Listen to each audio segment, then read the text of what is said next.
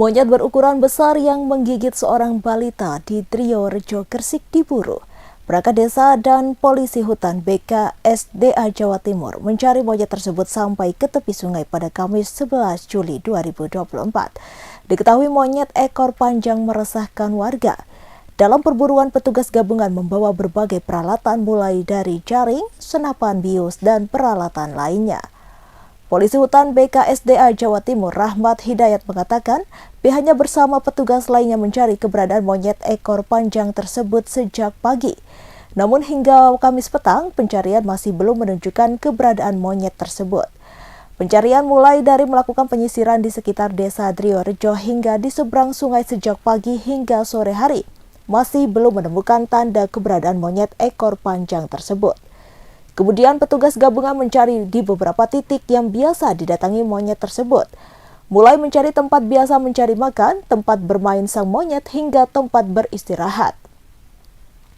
Berdasarkan keterangan dari warga sekitar, menyebutkan bahwa keberadaan monyet tersebut sudah sejak lama. Di wilayah desa Triorejo terlihat 2 hingga 3 ekor monyet berada di pohon sekitar sungai. Lokasinya tak jauh dari pemukiman warga. Rahmat melanjutkan pihaknya akan melakukan pencarian bersama petugas gabungan dan warga sekitar agar keberadaan monyet tersebut tak lagi meresahkan warga sekitar. Sementara itu, Kepala Dusun Triorejo Fatihudin menambahkan, saat ini warga dan perangkat desa lainnya sedang membantu petugas gabungan mencari keberadaan monyet liar tersebut. Saat ini sore hari sudah melakukan upaya penyisiran bersama dengan Damkar Gresik, kemudian dengan aparat desa, warga sekitar, polsek. Harapannya kami bisa mengetahui di mana titik-titik monyet ekor panjang itu bermain, kemudian mencari pakan dan beristirahat ataupun tidur. Biasanya menurut informasi warga muncul di pagi dan sore hari. Menurut informasi warga sebenarnya monyet tersebut sering muncul tapi tidak menyebabkan korban. Kalau sampai berapa hari kita belum bisa pastikan. Yang pertama, kami harapkan dengan kegiatan penyisiran kita dapat mengetahui titik-titik di mana monyet itu singgah, kemudian mencari pakan. Yang terpenting adalah tempat tidurnya. Sementara dari pengamatan kami belum melihat secara langsung, namun dari informasi warga ada 2 ekor. Mantan Ketua Ormas bernama Bebas Ginting ditangkap polisi. Ia disebut sebagai otak pembakaran rumah wartawan Sempurna Pasaribu di Kabupaten Karo pada Kamis 27 Juni 2024 dini hari. Ia disebut memberikan modal sebesar Rp130.000 kepada 2 eksekutor untuk membeli bahan bakar minyak pertalite dan solar guna membakar rumah hingga menewaskan Sempurna Pasaribu dan 3 anggota keluarganya. Sempurna Pasaribu adalah wartawan Tribrata TV yang sempat membuat berita tentang praktik perjudian di daerah tersebut. Sejauh ini, polisi telah menetapkan 3 tersangka yakni Bebas Ginting alias B, alias Bulang yang berperan memerintahkan dan memberi uang kepada 2 pelaku eksekutor yakni Rudi Apri Sembiring alias RAS 37 tahun dan Yunus Syahputra alias SYT 36 tahun. Kabid Humas Polda Sumatera Utara Kombes Pol Hadi Wahyudi pada Kamis 11 Juli 2024 mengatakan Bebas merupakan warga Jalan Veteran Gang Sempakata Ujung, Kelurahan Kampung Dalam, Kabanjahe, Tanah Karo. Bebas Ginting menjadi tersangka setelah serangkaian penyidikan 28 saksi dan juga analisa forensik terhadap pola komunikasi antara Bulang dan SYT. Hadi Wahyudi menjelaskan, pelaku memerintahkan kedua pelaku untuk membakar rumah korban. Polisi masih belum menentukan motif para pelaku melakukan aksi pembakaran ini yang terekam sangat jelas dari CCTV di sekitar rumah korban Sempurna Pasaribu. Banyak pihak menduga bila pembakaran tersebut terkait dengan pemberitaan yang dibuat Sempurna Pasaribu terkait kasus perjudian di wilayahnya. Sebelumnya, juga sempat beredar kabar bila 2 eksekutor pembakaran rumah wartawan tersebut menerima bayaran masing-masing sebesar Rp1 juta atas aksinya. Belakangan terungkap juga detik-detik 2 eksekutor membakar rumah wartawan Sempurna Pasaribu berdasarkan rekaman CCTV yang beredar. Dikutip dari Tribun Medan, Bebas Ginting sebelumnya pernah menjabat sebagai Ketua DPD Angkatan Muda Pembaharuan Indonesia Sumatera Utara.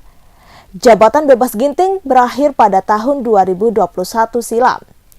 Hal itu diungkapkan oleh Sekretaris DPD AMPI Sumatera Utara Gabriel Nainggola pada Selasa 9 Juli. Mengatakan, Gabriel melanjutkan telah menunjuk Robert Hendra Ginting sebagai pelaksana Ketua AMPI Kabupaten Karo.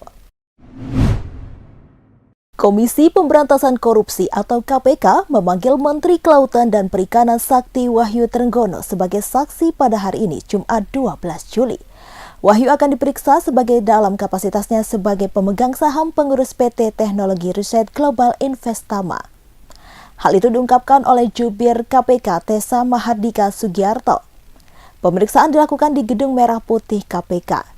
KPK diketahui sedang melakukan penyidikan 2 kasus dugaan korupsi yang menyangkut PT Telkom.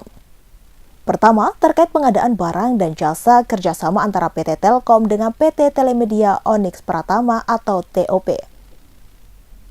Kedua, terkait pengadaan dan penyedia pembiayaan untuk proyek data center di anak usaha Telkom, PT Sigma Cipta Caraka. Hanya saja, KPK hingga saat ini belum menjelaskan secara gamblang soal konstruksi perkara, termasuk para pihak yang dijadikan sebagai tersangka. Pengumuman tersangka termasuk konstruksi perkara secara lengkap baru akan disampaikan ke publik jika KPK ingin melakukan upaya penangkapan atau penahanan. VP Corporate Communication Telkom, Andri Herawan Sasoko mengatakan, kasus dugaan korupsi pengadaan barang dan jasa fiktif itu berawal dari audit internal PT Telkom Group. Menurut Andri, manajemen PT Telkom berkomitmen menjunjung transparansi dan bersikap kooperatif mengikuti proses hukum di KPK. Komandan Lanut Sultan Hasanuddin Marsma TNI Bonang Banyuaji menemui keluarga korban penembakan oleh oknum TNI Angkatan Udara pada Kamis 11 Juni. Pertemuan itu berlangsung di Detasemen TNI AU Mutiara, Jalan Dewi Sartika, Kelurahan Biro Buli, Kecamatan Palu Selatan, Kota Palu, Sulawesi Tengah pada Jumat 12 Juli 2024. Pertemuan itu diadakan untuk membahas langkah dan tindak lanjut dari pihak TNI AU atas peristiwa penembakan yang menimpa warga Kalora, Kabupaten Sigi Jerni yang hingga kini masih dirawat di rumah sakit. Pada kesempatan itu, pihak keluarga diwakili oleh Dewan Penasehat Rumpun Dainde yakni Saleh Rata Lemba. Perwakilan keluarga yang hadir dalam kesempatan itu meminta kepada pihak oknum TNI Angkatan Udara untuk bertanggung jawab serta wajib memenuhi denda adat. Diketahui seorang wanita Jerni 25 tahun ditembak menggunakan senapan angin oleh seorang oknum TNI Angkatan Udara pada Kamis 11 Juli. Warga desa Kalora, Kabupaten Sigi itu kini mengalami luka serius.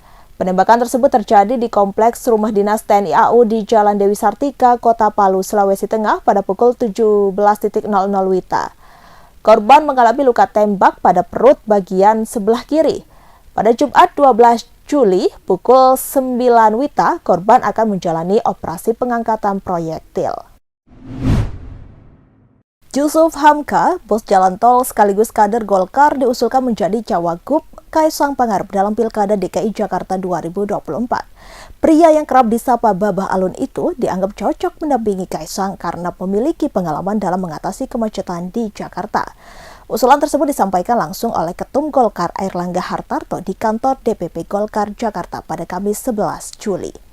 Dilansir dari tribuntrend.com, sosok Jusuf Hamka ini merupakan pria kelahiran Jakarta 5 Desember 1957. Ia merupakan pengusaha sukses yang memiliki perusahaan PT Citra Marga Nusapala Persada yang berperan dalam pembuatan sejumlah jalan tol di Indonesia. Selain sebagai bos CMNP, Jusuf Hamka juga memiliki jabatan mentereng di beberapa perusahaan. Sebelum sukses seperti saat ini, Jusuf Hamka sempat menempuh pendidikan tinggi namun tidak diselesaikan karena tidak tertarik dengan formalitas. Selain di dunia bisnis, pengusaha yang merupakan anak angkat dari ulama besar Indonesia Buya Hamka itu turut berkecimpung di dunia politik. Kini dia merupakan kader dari Partai Golkar dan pernah menjadi bendahara tim kampanye nasional Joko Widodo Ma'ruf Amin di Pilpres 2019. Selain itu, dia juga pernah menjabat sebagai staf khusus Gumiwang Kartasasmita saat masih menjabat sebagai Menteri Sosial di era pemerintahan Jokowi Ma'ruf Amin Jilid II.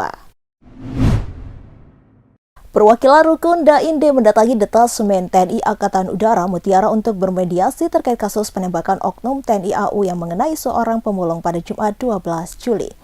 Terlihat Komandan Lanut Hasanuddin Marsikal Pertama TNI Bonang Banyuaji Gautama menemui perwakilan Rukun Dainde bersama jajaran anggotanya. Bonang menyatakan akan melakukan proses hukum terhadap anggotanya yang menembak korban Jarni. Sementara untuk tuntutan ada dari Rukun Dainde belum ada tanggapan langsung.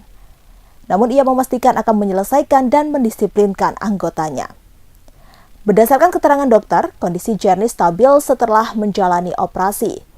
Diketahui Jarni menjadi korban penembakan oknum TNI Angkatan Udara saat sedang mencari kardus dan botol bekas di kompleks rumah dinas TNI Angkatan Udara Palu di Jalan Dewi Sartika, Kecamatan Palu Selatan pada Kamis 11 Juli 2024 sekitar pukul 17.00 WITA.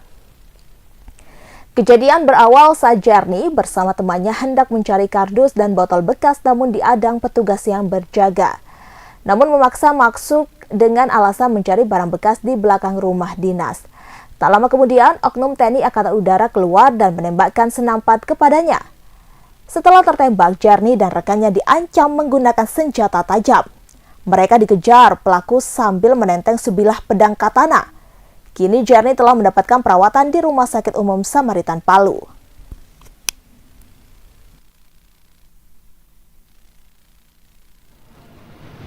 Waktu dan mohon kesempatan untuk melakukan proses itu, karena kami di instansi institusi negara prosesnya seperti itu gitu ya.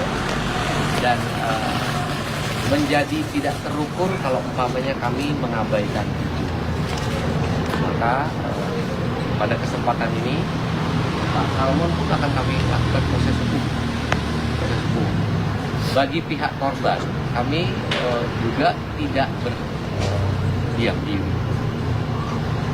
Bisa dibuktikan tadi malam langsung bawa ke rumah sakit penanganan. Ada ketidaksalahpahaman dari keluarga, takut tidak dibayar biaya dan segala macam tadi malam. Akhirnya dikasih share. Terima kasih Pak Dini sudah ngasih pengertian. Jangan takut, sudah berobat saja dulu supaya tuntas, tidak usah dipikir biaya. Itu sudah dilakukan, prosesnya sudah jelas, kita tinggal menunggu saja karena memang itu tentunya ahlinya dalam bidang ini adalah ahlinya. Mengenai tuntutan adat, ini saya pikir kita perlu berbicara lagi Pak, karena memang kami tidak paham seperti apa letak keadilan dari adat itu untuk kami gitu ya kan. Untuk Bapak itu adil kan gitu ya, untuk kami apakah itu adil kan gitu ya Pak ya. Maka kita karena ini adat, memang tadi Bapak nyampaikan tidak bisa ditawar, tidak bisa lagi dikurangi, ditambah, tapi bisa baku minta toh.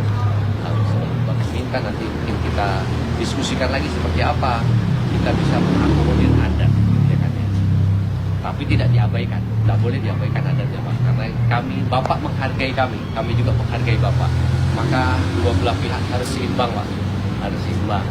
Nah kami punya, Bapak punya proses adat, kami punya proses hukum yang yang diatur di bawah undang-undang. Tidak boleh juga kami bergerak dari situ, tidak bisa juga kami menawar dari situ, dikurangi ditambah juga tidak bisa dari situ. Maka prosesnya akan kita lakukan. Seorang pedagang pasar Kandangan, Amir Fatah Ulumuddin, menangis haru memeluk Bupati Kediri Hanindito Himawan Pramana saat sesi dialog beberapa waktu lalu, Rabu 10 Juli. Fatah menangis setelah menyampaikan keluh kesah yang dimilikinya pada Bupati Kediri yang akrab disapa Mas Dito tersebut. Dalam kesempatan dialog bersama Bupati Kediri itu, Fatah mendapatkan kesempatan untuk mengutarakan keluh kesahnya selama menjadi pedagang, termasuk pendapatannya mengenai rencana relokasi pasar Kandangan yang akan dilakukan pemerintah Kabupaten Kediri. Fatah berpendapat, selain relokasi, aspek penting lain seperti shifting dan penataan pedagang menjadi persoalan krusial. Pasalnya, masih ditemukan banyak pedagang yang berjualan di luar area pasar. Menurutnya, selain memperburuk wajah pasar Kandangan, hal ini juga menyebabkan kurangnya minat para pembeli untuk masuk ke dalam area pasar 2 lantai tersebut. Mendengar masukan dari salah satu warganya tersebut, Mas Dito mengapresiasi dengan memberikan bantuan modal untuk pengembangan usaha sekaligus beasiswa yang diperuntukkan bagi anak pedagang kelahiran 1979 itu.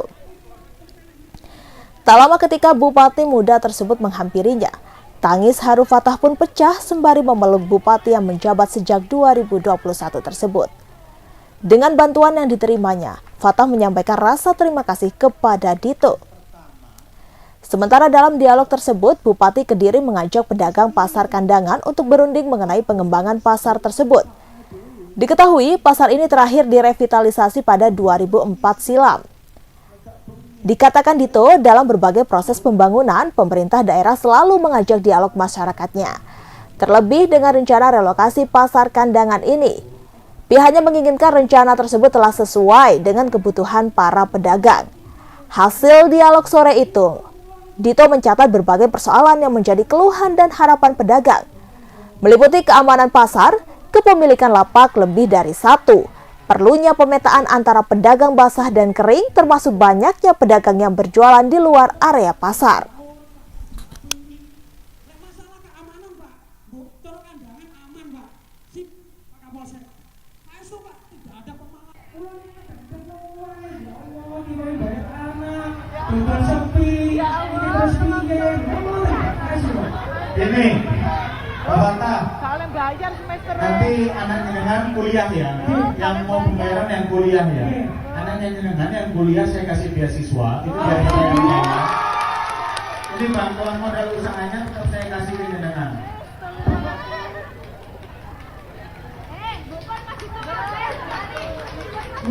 Bukan gitu 90% Pak. Dulu, Pak.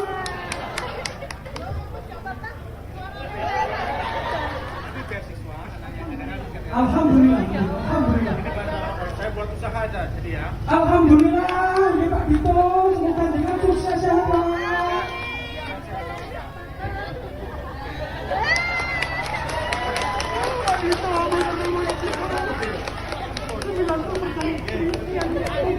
Download Tribun X sekarang, menghadirkan lokal menjadi Indonesia.